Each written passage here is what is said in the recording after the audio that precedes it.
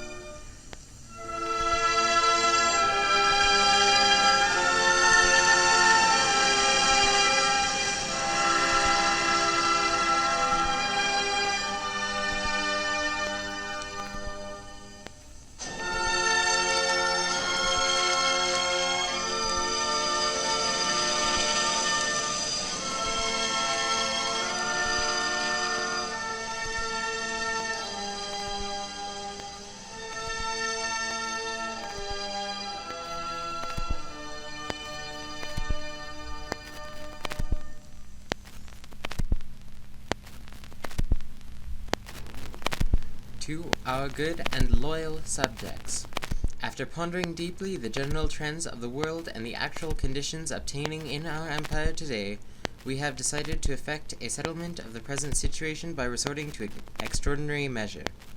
We have ordered our government to communicate to the governments of the United States, Great Britain, China, and the Soviet Union that our empire accepts the provisions of their joint declaration.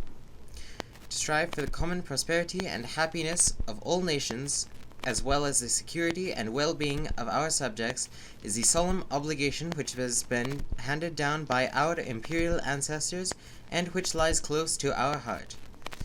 Indeed, we declared war on America and Great Britain out of our sincere desire to ensure Japan's self-preservation and the stabilization of East Asia, it being far from our thought to either infringe upon the sovereignty of other nations or to embark upon territorial aggrandizement.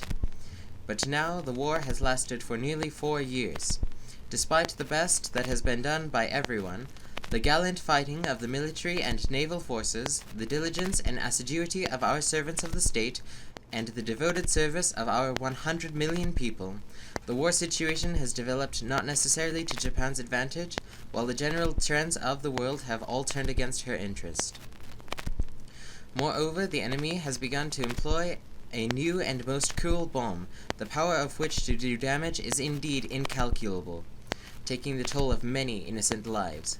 Should we continue to fight, not only would it result in an ultimate collapse and total obliteration of the Japanese nation, but also it would lead to the total extinction of human civilization. Such being the case, how are we to save the millions of our subjects or atone ourselves before the hallowed spirits of our imperial ancestors? This is the reason why we have ordered the acceptance of the joint declaration of the powers.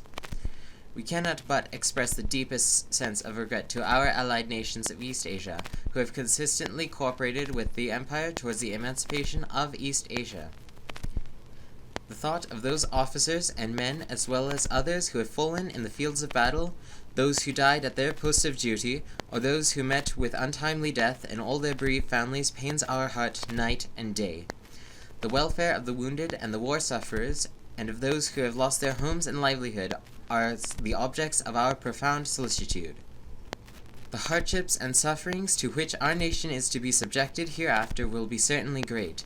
We are keenly aware of the inmost feelings of all of you, our subjects. However, it is according to the dictates of time and fate that we have resolved to pave the way for a grand peace for all the generations to come by enduring the unendurable and suffering what is insufferable.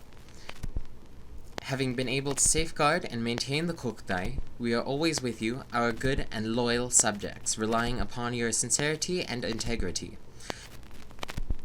Beware most strictly of any outbursts of emotion which may engender needless complications, or any fraternal contention and strife which may create confusion, lead you astray, and cause you to lose the confidence of the world. Let the entire nation continue as one family, from generation to generation, ever firm in its faith in the imperishability of its sacred land, and mindful of its heavy burden of responsibility and the long road before it. Unite your total strength, devoted to the construction for the future. Cultivate the ways of rectitude, foster nobility of spirit, and work with resolution, so that you may enhance the innate glory of the imperial state and keep pace with the progress of the world.